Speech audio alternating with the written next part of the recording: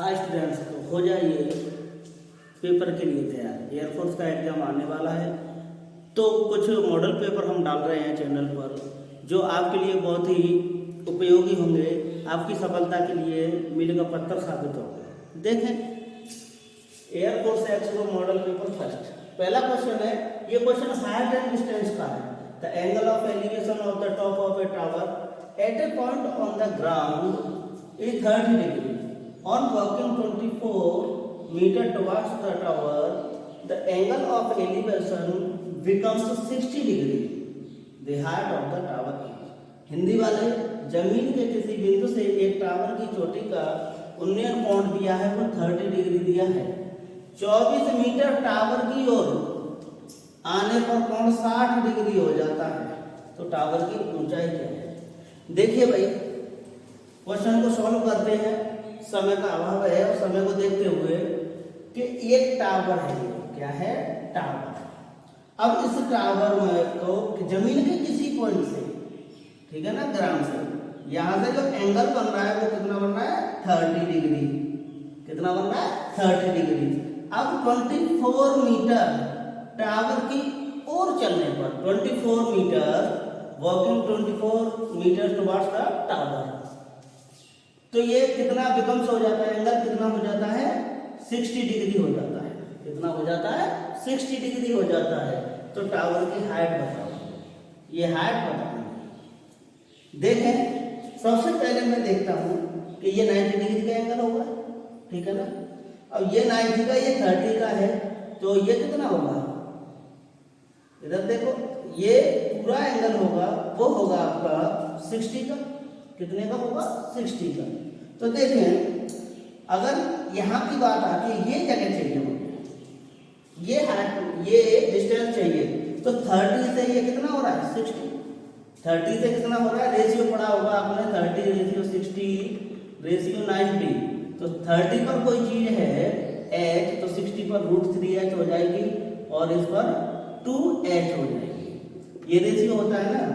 तो ये दूसरा, ये 30 से 60, जब एंगल मेरा डबल होता है तो डिस्टेंस हाफ हो जाती है। एंगल मेरा क्या होता है? डबल होता है, तो डिस्टेंस हाफ हो जाती है। तो 24 की कितनी हो गई है? 12 हो गई। अब देखो, ये 90 है, ये 60 है, ये कितना हो जाएगा? 30। केवल मैं इस एंगल की, इस ट्रायंगल की बात कर रहा हूँ, केवल इसकी। तो ये 30 के सामने कितना है? 12। तो 60 के सामने कितना हो जाएगा? 12√3।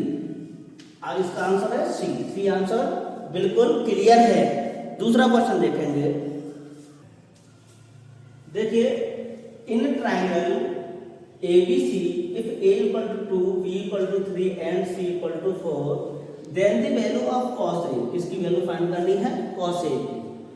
ठीक है, हिंदी में ट्राइंगल ABC में यदि A बराबर 2, B बराबर 3 और C बराबर 4, तो cos A की वैल्यू बताइए। देखो, cos A का अपोजिट फॉर्म देखा होगा, cos A इक्वल टू होता है, जो भी ये पूछते हैं तो क्या फॉर्मूला होता है? B² + C² - A²।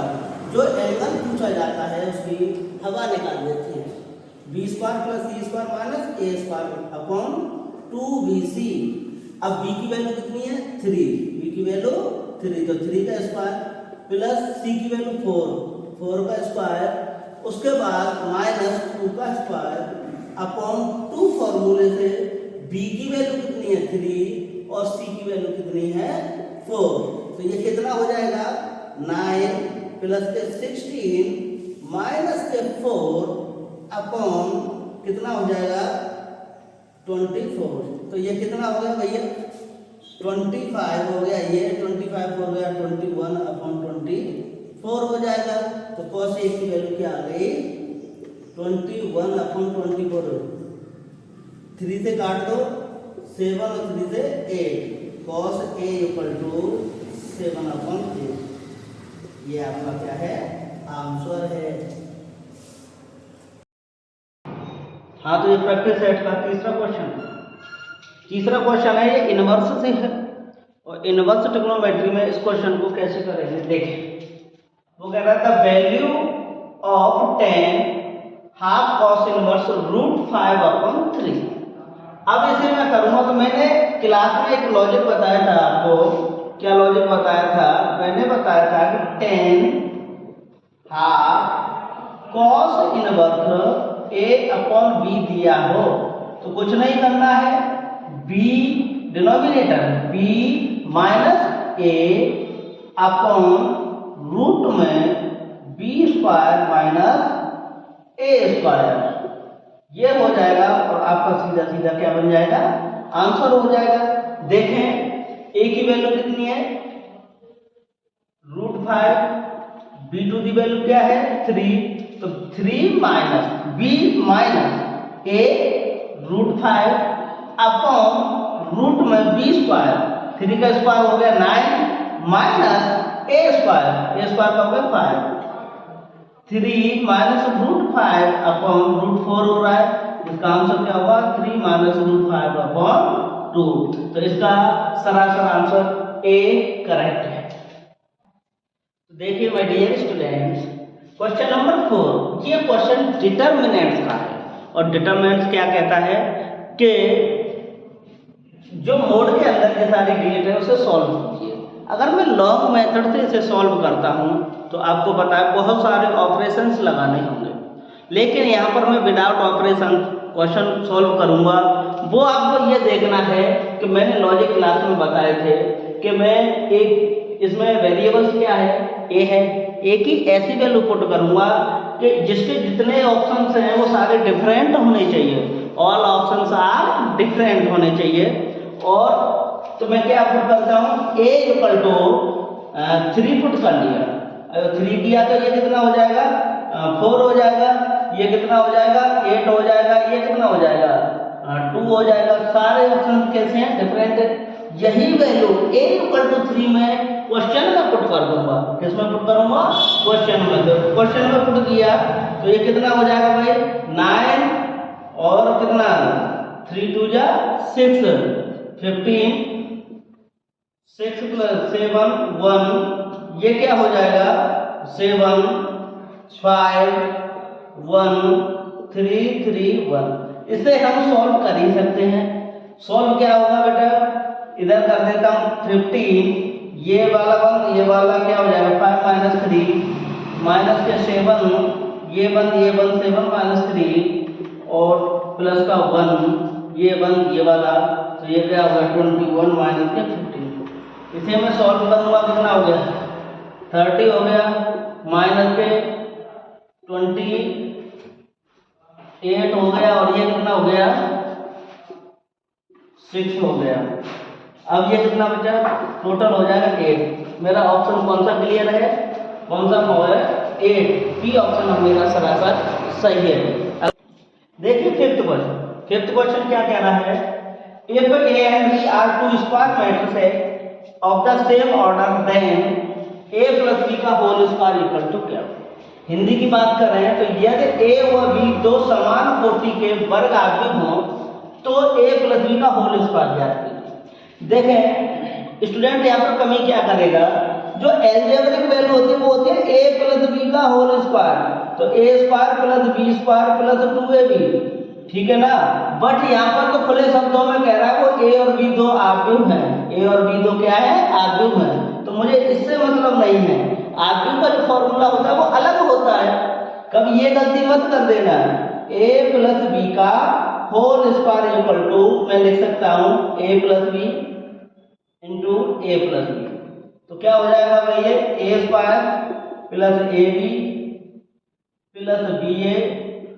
+ b²। यही आपका फॉर्मूला होगा, यही आपका क्या होगा? आंसर। तो ऑप्शन कौन सा सही है?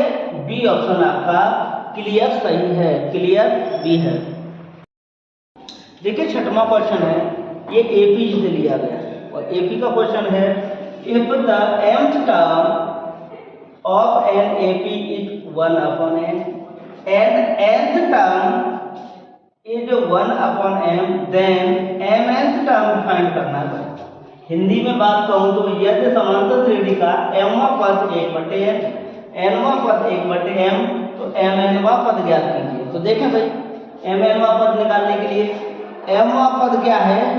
1/n, nवां पर n टर्म क्या है 1/m, तो tmn टर्म फाइंड करना है। मैंने लेट किया, let m equal to 1 n equal to 2। ये हमेशा सीरीज में हम रेस्पेक्टिवली लेंगे एंड कॉन्स्टिट्यूटिव टर्म लेंगे, पहला और दूसरा ही लेंगे, क्योंकि किसी भी श्रेणी का पहला पद फर्स्ट टर्म मुझे पता हो तो मैं श्रेणी निकाल सकता हूँ, अर्थात दो पद पता हो फर्स्ट और सेकंड तो मैं पूरी सीरीज निकाल सकता हूँ। तो देखें, तो ये क्या हो जाएगा, पहला पद क्या हो गया 1/2, ये हो गया, दूसरा पद कितना हो गया 1, तो सीरीज क्या बन जाएगी 1/2 1 और 3/2 2, ये बनती चली जाएगी। लेकिन टर्म कौन सा पूछ रहा है, tmn 1/2, तो ये दूसरा पद हो जाए, दूसरा पद कितना हो रहा है 1, अब 1 ऑप्शन कौन सा है भाई, ये आपका आंसर क्लियर है।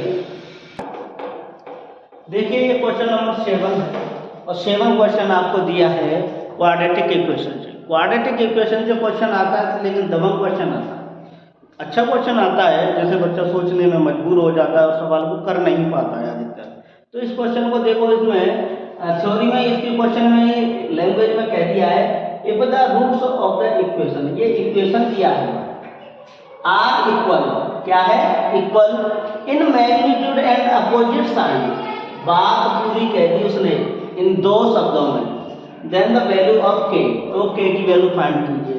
अगर हिंदी में बात करोगे की तो यह समीकरण x² minus x log e के -1 - 15 = 0 के मूल समान व विपरीत चिन्ह वाले हैं, तो के का मान बताइए। जब तक आपको इसके बारे में नहीं पता है कि मूल समान और विपरीत चिन्ह, तो क्या होगा भाई, मूल समान और विपरीत चिन्ह कब आता है, जब ax² प्लस के bx प्लस के c = 0 में b = 0 क्या हो, b = 0। अब b = 0 है तो b की वैल्यू क्या है, log e के -1 = 0, देन log e के = 1 हो जाएगा, तो k = क्या हो जाएगा, log e को इधर पक्षांतर कर दें तो e टू दी पावर होगा, तो k = क्या हो गया e। कौन सा ऑप्शन सही है, सी ऑप्शन आपका क्लियर है। देखिए ये क्वेश्चन किसका है, ये बायनोमियल थ्योरम का क्वेश्चन है। किसका क्वेश्चन है, बायनोमियल थ्योरम का, और इसके बहुत सारी प्रॉपर्टी होती है वो लर्न करते हैं, कोई प्रॉपर्टी की जरूरत नहीं है। एक ऐसा मेथड बता दिया जाएगा आपको जिससे आपका क्वेश्चन सेकंडों में सॉल्व हो जाए। देखो इस क्वेश्चन में साइलेंट है, वो क्या है n, nc1 nc1 यहाँ पर nc2 यहाँ पर nc3 होना चाहिए प्लस nCn, ये क्वेश्चन है। अब देखें सबसे पहले मैं n की दो वैल्यू पुट कर लूँ, मैंने कहा n⁴ को छोड़ करके n की वैल्यू 2 पुट कर दूँ। अगर 2 इसलिए पुट की मैंने जिसके द्वारा हमारा क्वेश्चन क्लियर हो जाएगा। तो ये ऑप्शन क्या हो जाएगा 8 हो जाएगा, ये क्वेश्चन कितना, ये कितना हो जाएगा 4 हो जाएगा, ये कितना हो जाएगा 3 × 4 12 हो जाएगा। अब देखते हैं nc1 है तो 2c1 लिख लिया प्लस 2 2c2 प्लस 3 2c3। मैंने जब भी बायनोमियल थ्योरम पढ़ाई थी तो एक बात बताई थी, परम्यूटेशन कॉम्बिनेशन पढ़ाया था, n या तो r से बड़ी होगी या बराबर हो सकती है, कभी छोटी नहीं हो सकती। तो ये वाला टर्म तो हो गया गायब, क्योंकि यहाँ पर n छोटी है r बड़ी है। ये 2c1 की वैल्यू क्या हो जाएगी 2 + 2, इसकी वैल्यू हो गई 1, कितना हो गया भैया 4 ऑप्शन किसका आ रहा है, तो ये ऑप्शन आपका क्लियर है। अगला क्वेश्चन है द वैल्यू ऑफ, ये लॉ का क्वेश्चन है, इसका क्वेश्चन है लॉ का। और लॉ का क्वेश्चन में मैंने आपको बताया था क्लास में, क्या बताया था कि a⁴ log base a x हो, इसकी वैल्यू हमेशा क्या हो जाती है 1, तो इसका आंसर कितना होना चाहिए x होना चाहिए। इसी को देखें 16 को क्या लिख सकता हूं मैं 4⁴ log बेस 4 5। अब ये 2 कहाँ चली जाएगी पावर पर, तो 4 log बेस 4 5⁴ इसकी वैल्यू कितनी हो गई 1 हो गई, 1 हो गई तो क्या हो गया इसका आंसर 25। ये 25 आंसर इसका क्लियर है। इधर देखिए क्वेश्चन है 10वां क्वेश्चन 10th क्वेश्चन का, eccentricity of the ellipse 3x² + 2y² = 6। Hindi की बात कर रहे हैं तो दीर्घवृत्त 3x² + 2y² = 6 की उत्केंद्रता फाइंड कीजिए, उत्केंद्रता ज्ञात कीजिए। तो उत्केंद्रता के लिए मैंने लॉजिक बताया था आपको क्लास में, वो क्या लॉजिक था, रूट में अगर एलिप्स है तो बड़ा, ये बड़ा है, ये क्या है छोटा, 3 - 2 अपॉन बड़ा, तो क्या हो जाएगा 1/√3। ऑप्शन कौन सा सही है, ये बात। हाँ तो देखो क्वेश्चन नंबर 11 है, और इस 11वें क्वेश्चन में देखोगे ये कॉनिक सेक्शन का क्वेश्चन है, और ऐसा क्वेश्चन हर बार आ जाता है। इस कॉनिक सेक्शन वाले इक्वेशन से हमें फाइंड करना है कि जो पैराबोला है, इलिप्स है, हाइपरबोला है। तो देखो कैसे करेंगे हम। सबसे पहले हमें देखना होगा एच। एच कैसे निकालेंगे भाई, आप लोगों को पता है कि ax² + 2g 2hxy + by² + 2gx + 2fy + c = 0, ये कॉनिक सेक्शन का फॉर्मूला है। अब ये भी कॉनिक सेक्शन का फॉर्मूला है, तो यहां से मैं कंपैरिजन करूं, a की वैल्यू कितनी आ रही है भाई, x² का कोएफिशिएंट है तो 1, b की वैल्यू कितनी है भाई, y² का कोएफिशिएंट 4, और ये है 2h, 2h = कितना है -4, तो h = कितना हो गया भाई -2। अब एक इक्वेशन जानते हो, एक रिलेशन जानते हो कि h² = ab, इससे मैं कंपैरिजन करूंगा। तो h² = ab, अगर h² = ab होता है तो ये पैराबोला बनेगा। h² < ab हो तो ये इलिप्स बनेगा, और h² ab हो तो ये हाइपरबोला बनेगा। ठीक है ना। तो अब देखते हैं h² की वैल्यू क्या, -2 का whole square, a to the value 1 और b टू दी वैल्यू कितनी है 4, तो 4 = 4। कौन सा स्टेट सही है, h² = ab। यहाँ पर h² = ab क्या है हमारा इक्वल है, तो क्या बनेगा भैया, पैराबोला बनेगा। आपका ये अगला क्वेश्चन के लिए देखते हैं। कह रहा है the centre of the ellipse, ellipse का ये इक्वेशन दिया हुआ है, इसका सेंटर फाइंड करना है। हिंदी में बोल सकते हैं दीर्घवृत्त का केंद्र ज्ञात कीजिए। और दीर्घवृत्त का केंद्र कैसे ज्ञात करेंगे, अगर मैं लॉग मेथड की बात करूं तो x वाले कोएफिशिएंट एक तरफ लेने पड़ेंगे, x² मतलब x वाले पद एक तरफ और y वाले पद एक तरफ लेने पड़ेंगे, तब पूर्ण वर्ग बनाएंगे, कंप्लीट स्क्वायर बनाएंगे, तब कहीं क्वेश्चन सॉल्व हो पाएगा। लेकिन इतना हमारे पास तो टाइम है ही नहीं, टाइम को मेंटेन करते हुए हमें पेपर को सॉल्व करना है। तो देखो मेरे प्यारे विद्यार्थियों, मैंने क्या किया, एक x² - 16x एक तरफ ले लिया, बाकी ये क्या हो जाएगा, एक तरफ मैंने ले लिया 6y² + 12y + 13, ये एक तरफ ले लिया, ये मैंने लगा दिया बीच में एरो। यहाँ इसका डिफरेंशिएशन करता हूँ x के रिलेटेड, तो कितना हो जाएगा 16x - 16 = 0, तो x कितना हो जाएगा 1। दूसरा 12y + 12 = 0 हो जाएगा, तो y कितना हो जाएगा -1। ये आपके सामने सेंटर तैयार है। क्या होगा सेंटर 1, -1, 1, -1, इसका ऑप्शन ए बिल्कुल सही है। क्वेश्चन नंबर 13 क्वेश्चन कह रहा है the direction cosine of the vector r vector = 2i + 3j - 2k r, मतलब सदिश vector r vector = 2i + 3j - 2k की दिक्वज्या ज्ञात कीजिए। क्या ज्ञात करना है, दिक्वज्या, डायरेक्शन कोसाइन ज्ञात करना है। और डायरेक्शन कोसाइन के लिए आप लोगों को पता है कि ये क्या है भाई, इसमें पॉइंट आ गए तो ये क्या है, डायरेक्ट मतलब दिक् अनुपात, दिक् अनुपात बोल सकते हैं किसे, डायरेक्शन कोसाइन को, डायरेक्शन कोसाइन, डायरेक्शन रेशियो को। तो ये क्या हो जाएगा 2,3,-2। तो क्या होता है, मैंने फॉर्मूला बताया था कि 2 अपॉन इन सब का रूट कर दो, 2 का स्क्वायर 4, 3 का 9 प्लस 2 का 4, 4 4 8 8 में कितना हो गया 2 अपॉन रूट 17। तो एक बात पता चलेगी कि नीचे वाला रूट 17 होना चाहिए, तो 2 अपॉन रूट 17, दूसरा कितना हो जाएगा 3 अपॉन रूट 17, और तीसरा क्या हो जाएगा -2 अपॉन रूट 17। तो देखो ना तो ये ऑप्शन है ना ये है, क्योंकि इसमें रूट 7 है, इसमें 3 है, ये है, ये ऑप्शन आपका क्या है, क्लियर है। हाँ तो देखिए ये क्वेश्चन है, question number 14, limit x tend to 0 e to the power x minus e to the power sin x upon x minus sin x, इसकी वैल्यू फाइंड करनी है।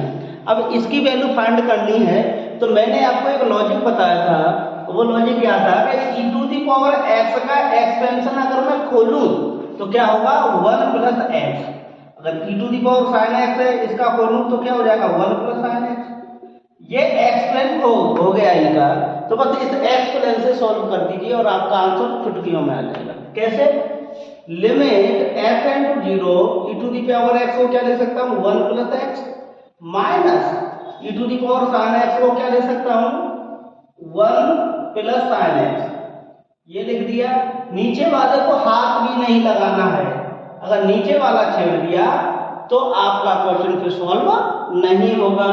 क्या होगा भाई, limit f tend to 0 1 plus x minus 1 minus sin x upon x minus sin x, 1 से 1 गायब हो गया, ये x बचा, x माइनस sin x और x माइनस sin x, इससे ये पूरा कट गया, बचा कितना 1। जब 1 आ गया तो लिमिट किस में रखेंगे, किसी में भी नहीं, आंसर क्या होगा आपका 1 होगा। देखें तो अगला क्वेश्चन है आपका, क्वेश्चन नंबर 15 है, if y equal to sec inverse x plus 1 upon x minus 1 plus sin inverse x minus 1 upon x plus 1, तो इसका dy अपॉन dx डिफरेंशिएशन करना है, dy बाई dx करना है, वो है डिफरेंशिएशन। तो डिफरेंशिएशन को अगर मैं इससे खोल कर देखेंगे तो एग्जाम में एक प्रॉब्लम आपको आएगी, क्वेश्चन आपको बड़ा हो सकता है आपके लिए, लेकिन आप उसे फिर क्या करोगे, सॉल्व करने लग जाओगे।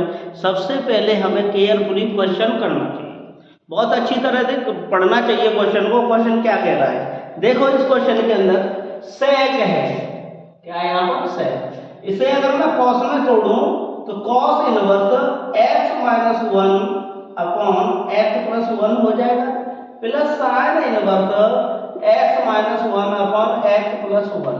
अब इनवर्स में एक फॉर्मूला देखा होगा आपने, sine inverse x plus cos inverse x equal to क्या होता है पाई बाई 2। कब होता है, जब ये दोनों एंगल कैसे हो, सेम हो। तो इस जगह पर भी इन दोनों एंगलों की वैल्यू कैसी है, बिल्कुल सेम है। जब सेम है तो इसकी वैल्यू क्या हो जाएगी पाई बाई 2। अब वो डिफरेंशिएशन करें, y इक्वल टू आ गया पाई बाई 2, पाई बाई 2 का डिफरेंशिएट करें तो dy बाई dx क्या हो जाएगा भाई, इसमें x तो है ही नहीं तो 0 हो गया, तो आंसर क्या होना चाहिए, सी ऑप्शन होना चाहिए, आंसर 0 होगा। देखो क्वेश्चन नंबर है 16 क्वेश्चन है, integrate dx upon root x square plus a square equal to sine hyperbolic inverse x upon a equal to k, then the value of k, मतलब k का मान ज्ञात कीजिए। तो आपने ये फॉर्मूला पढ़ा होगा, 12th में भी पढ़ा होगा, कंपटीशन में भी पढ़ा होगा कि integrate dx upon root x square plus a square के दो फॉर्मूले होते हैं। कितने फॉर्मूले होते हैं, दो। एक होता है log x प्लस रूट जो भी दिया हुआ होता है वो x square plus a square plus c, और दूसरा क्या होता है, दूसरा होता है sign hyperbolic inverse x upon a plus c। तो इसके दो फॉर्मूले होते हैं। अब दो फॉर्मूले ने क्वेश्चन में क्या व्यवस्था की है कि एक फॉर्मूला दे दिया, दूसरा k कर दिया, तो k की वैल्यू फाइंड करवा रहा है, तो k की वैल्यू फाइंड करवा रहा है तो ऑप्शन कौन सा होगा भाई, x प्लस जो डिनोमिनेटर है वो पूरा यही है, ये तो सही है, बाकी इसमें माइनस है ये इसलिए गलत है, और इसमें अंदर माइनस है तो ये इसलिए गलत है। तो ऑप्शन कौन सा सही है, 1 ऑप्शन आपका क्लियर है, करेक्ट है। हाँ देखो अगला क्वेश्चन है 70 -5 to पाई है, ये लिमिट दी हुई है sin to the power 63x plus के x to the power 125 dx। तो इसका इंटीग्रेशन फाइंड करना है, ये आपको पता है डेफिनेट इंटीग्रल। तो एक प्रॉपर्टी आपने पढ़ी होगी, वो प्रॉपर्टी क्या होगी, -a to a। अगर कोई फंक्शन दिया हुआ है, अगर फंक्शन दो प्रकार का होगा, ऑड फंक्शन है तो ऑड फंक्शन में f(x) इक्वल टू, मतलब कोई भी फंक्शन दिया हुआ है, फलन दिया हुआ है, तो f माइनस एक्स करने पर फंक्शन माइनस f(x) हो जाए तो उसका मतलब क्या है, ये ऑड फंक्शन है। कैसा फंक्शन है, ऑड फंक्शन है। ऑड फंक्शन जानते हो, विषम फलन है। तो फिर इसका आंसर हमेशा क्या होता है, जीरो होता है। क्या होता है, जीरो फंक्शन होता है। अब जीरो फंक्शन होता है तो फिर अब इधर देखिए, ये 63 पावर है, इसका मतलब ऑड है, by sine to the power 63x है, तो ये ऑड हो गया, plus x to the power 125 है, ये भी ऑड हो गया। जब ऑड हो गया तो फंक्शन हो जाएगा चेंज, और जब फंक्शन हो गया चेंज तो आंसर हमेशा आएगा क्या, जीरो आएगा। कौन सा आएगा, जीरो आएगा। Area bounded by the curves y square equal to 4ax and x square equal to 4ay। तो ये area bounded the curves chapter से लिया गया है। इसे दूसरे नाम से भी बोलते हैं, एप्लीकेशन ऑफ इंटीग्रेशन बोलते हैं। तो देखिए इस क्वेश्चन को अगर लॉन्ग मेथड से करता हूं तो सबसे पहले मुझे x चाहिए, y चाहिए, तो y square equal to 4ax, इसका मतलब x अक्ष पर बन रहा है ये, और किससे जा रहा है, मूल बिंदु से होकर के जा रहा है। दूसरा एक्स स्क्वायर वाई अक्ष पर बन रहा है, तो ये वाला एरिया मुझे फाइंड करना है, ये वाला एरिया फाइंड करना है। तो सबसे पहले मुझे यहाँ पर लिमिट चाहिए, फिर बहुत बड़ा क्वेश्चन हो जाएगा, लेकिन ऐसा नहीं करना है। मैं आपको एक लॉजिक बता देता हूँ कि Y square equal to 4ax और x square equal to 4ay, ये दो वक्र हैं, है ना, टू कर्व्स हैं। तो अब उन्हें क्या करेंगे, दोनों का मल्टीप्लाई कीजिए, तो क्या हो जाएगा, 4a इंटू 4a अपॉन इसके एरिया में 3 आता ही आता है, तो 16a स्क्वायर अपॉन के 3 क्या होगा, इसका आंसर होगा, जो कि ऑप्शन बी क्लियर है। अब देखो क्वेश्चन नंबर 19 क्या कहता है, the order and degree of the equation by d square by dx square equal to 1 plus dy by dx का whole square to the whole power 3/2। सबसे पहली बात, अगर मैं हिंदी में बात करूं तो ऑर्डर को बोलते हैं कोटि और डिग्री को बोलते हैं घात, ये और डिफरेंशियल इक्वेशन को बोलते हैं अवकल समीकरण। तो ये अवकल समीकरण दिया हुआ है, इसकी कोटि और घात ज्ञात कीजिए। क्या ज्ञात कीजिए, कोटि और घात। तो कोटि और घात में सबसे पहले डिफरेंशियल इक्वेशन लंगड़ी पावर को सेटिस्फाई नहीं करता है, उसमें लंगड़ी पावर नहीं होनी चाहिए। इसका मतलब क्या है कि इस 2 को इधर ले आऊंगा तो क्या हो जाएगा, D square Y upon D X square का होल स्क्वायर हो जाएगा। ये क्या हो जाएगा, 1 plus D Y by D X का होल स्क्वायर हो गया। अब देखिए इसकी पावर हो गई 3, तो सबसे पहले ऑर्डर निकालता हूं मैं। तो ऑर्डर निकालने के लिए मुझे जितनी बार डिफरेंशिएशन हो रहा हो उसे तो बोलते हैं ऑर्डर। जितनी बार, इसमें एक बार डिफरेंशिएशन हो रहा है, इसमें कितनी बार हो रहा है, 2 बार, तो ऑर्डर हो गया 2। अब जब ऑर्डर 2 हो गया तो डिग्री की बात करूं मैं, डिग्री निकाली जाए तो जो जितनी बार ऑर्डर मतलब जितनी बार अवकलन हो रहा हो, डिफरेंशिएशन हो रहा हो, उसकी घात को, उसकी पावर को क्या कहते हैं, डिग्री। तो सबसे ज्यादा बार ये यहाँ पर हो रहा है अवकलन, उसकी पावर कितनी है, 2, तो डिग्री भी क्या होगी, 2 हो गए। तो कौन सा ऑप्शन सही है, बी ऑप्शन आपका क्लियर है और सही है। 20वां क्वेश्चन है, 20 question, which of the following statements is correct. Hindi में अगर बात कही जाए निम्नलिखित में कौन सा कथन सत्य है। देखें भाई, पहली बात पहले कथन की बात करें कि अगर कर्ली ब्रैकेट लगा हुआ है, उसके अंदर एलिमेंट पर भी ब्रैकेट है। जब एलिमेंट पर ब्रैकेट है तो अगर मैं इसका सबसेट निकालूंगा तो वो क्या होना चाहिए, डबल ब्रैकेट जब इस पर है तो डबल ब्रैकेट ही होना चाहिए, तब ये सबसेट बनेगा। तो ये सबसेट में कितने ब्रैकेट है, एक ही ब्रैकेट है, ये क्या हो गया, गलत हो गया। अच्छा ये दूसरा है, क्या ये एलिमेंट का कार्य कर रहा है, हाँ एलिमेंट का कार्य कर रहा है। बिलोंग्स के पहले जो ये पूरा एलिमेंट दिया है तो यहाँ पर बिलोंग्स आएगा, ये सही है, कैसा सही है, ये तो सही है। ए भी है तो ए पर डबल ब्रैकेट है, पहला ये ना दूसरा ये ना, तो इस पर सिंगल ही है, खराब गलत है। और इस पर डबल है, इस पर भी सिंगल है, और सिंगल का मतलब बिलोंग्स है, बिलोंग्स का मतलब एलिमेंट होना चाहिए, यहाँ पर सेट दिया है वो भी गलत सेट दिया है, तो ये भी गलत है। तो ऑप्शन कौन सा सही है, बी। आशा करता हूँ समझ में आ गई होगी बात कि अगर कोई सेट के अंदर एलिमेंट पर भी कर्ली ब्रैकेट दिया हुआ है तो अगर उसका मैं सबसेट निकाल रहा हूं तो दो ब्रैकेट ही आएंगे, सिंगल ब्रैकेट नहीं आएगा।